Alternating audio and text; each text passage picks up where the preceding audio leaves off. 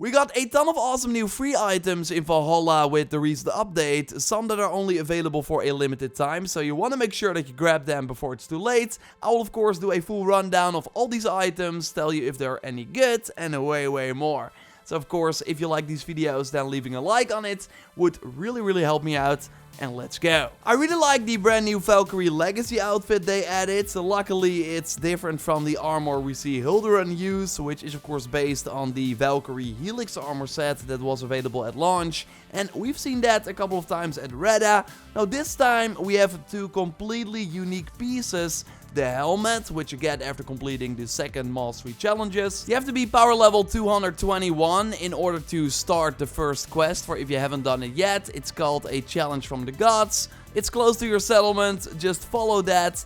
Then afterwards you can talk to Hilduran again, and then she will lead you to the second mastery challenge shrines. Complete those, and then you will be able to get the armor set. Now once you have the helmet, you can buy the other 4 pieces at Hilduran's shop in your settlement with the red mastery energy you can get from gold and silver medals. Now the cloak in particular is great, so if you upgrade this and also the helmet to the new divine rarity, they will change in terms of look, adding the really cool divine color feathers to the larger shoulders. I'm a huge fan. Not only worth noting that the other pieces from the armor are a reskin from the Niflheim set, for example, but still the special hat and cloak totally make up for that. In terms of stats, it's sadly not that exciting. You only get 15 health by just wearing 2 pieces. Other set bonuses are for wearing the full set. So how it works is that once you enter combat, you get 10 melee damage, then after 15 seconds, 10 ranged damage on top of that. Another 15 seconds later, you get extra stun,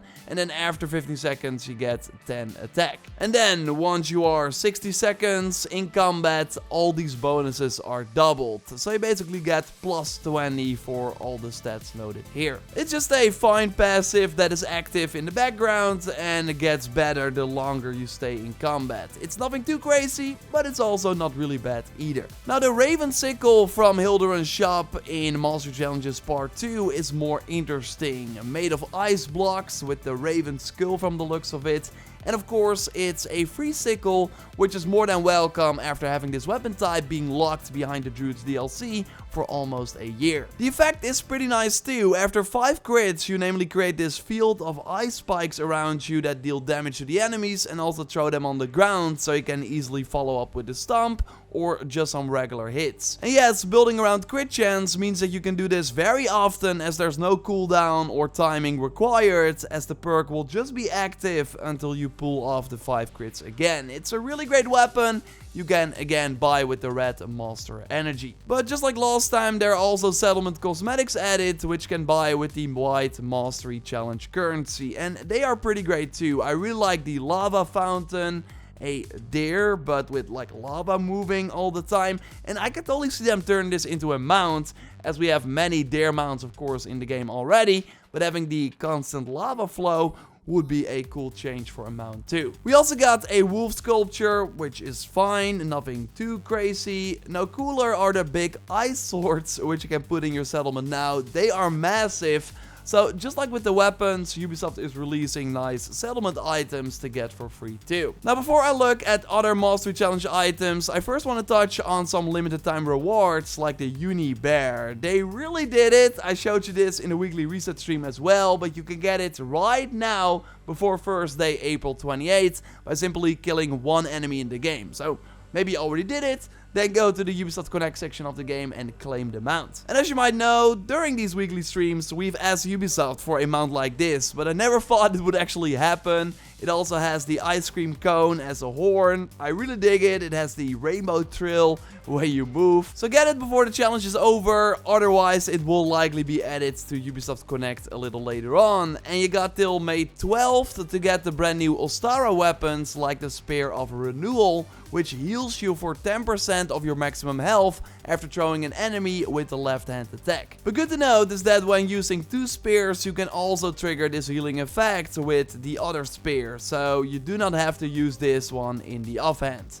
The downside is that you cannot throw all the enemies, like animals or bigger targets, so then the perk will simply not work. And also, if you use it to nuke the shield from an enemy, you will also not get health back, only when you really grab them and throw them on the ground. Which is already really powerful, and then getting health back is a nice bonus. So it's an average new spear. The 20-second cooldown though is pretty long. And yeah, as you can already see, it's a pretty big spear, and you can upgrade it and change the look, and then it will also have sparkles, which is a nice touch. And the same happens with the Vernal Bow, the other new ostara weapon. It's already pretty big too. Once again with the branches and the plants, and they grow even more when you spend the tungsten. And then the sparkles are added too. So this kind of looks like a predator bow, but it is a hunter bow, which is of course great because it makes it more useful. But if you already have the Aesir Eye from the Dawn of Ragnarok arena, then this weapon is kinda useless. Because instead of getting an adrenaline slot for every fully charged headshot, you now fill up 1 adrenaline over 5 seconds after 1 regular headshot with a cooldown of 10 seconds. So it's totally not bad if you like the spam abilities and just hit a single headshot every 10 seconds to get some adrenaline back as well. This also works with the Focus of the Nornir ability, so then that ability is basically free. And it's also great if you're more focused on melee attacks, then just use this bow once every 10 seconds for the headshots, and you can also use your melee abilities more often. And don't forget about the cunning shot skill, where you also gain adrenaline when doing a charged up shot. So you get double the adrenaline back with this bow if you trigger the perk. Now the Dawn of Ragnarok Hunter Bow is still better in every way, but if you don't have that DLC, this is totally a solid second option. Also in the Ostara Festival shop till May 12th are one-time Opal purchases, which might be worth getting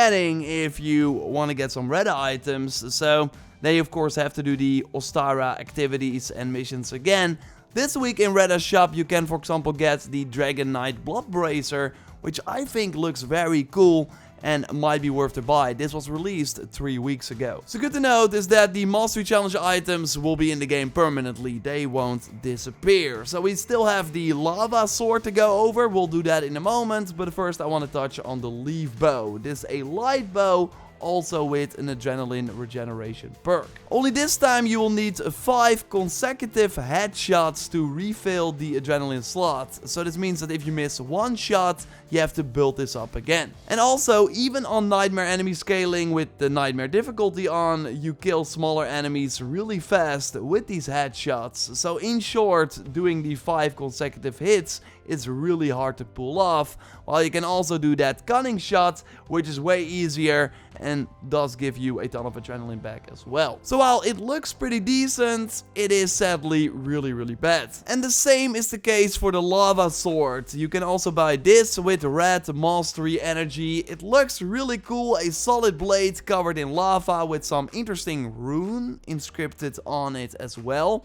Could this mean something? I will be keeping an eye on XD Animus for maybe a translation. So cool to transmog it over other two-handed swords, because I found the effect surprisingly bad. It says magma explodes after 10 consecutive hits on ignited enemies. This immediately means that it's useless against multiple enemies because they cannot be on fire. So yeah, you can't really use this weapon during Dawn of Ragnarok. In other regions, use Fire Strike to put flames on your blade and then make sure that you hit enemies 10 times while they are ignited. And it's great if enemies stand close to each other, because then hitting multiple of them with one swing will count and build up the perk even faster. And then as the perk fully builds up, you will see this magma field appear that pushes enemies away.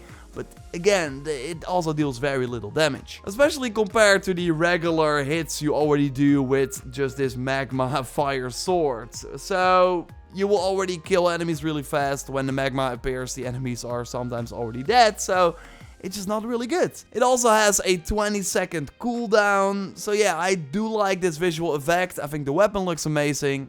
It's just not really good.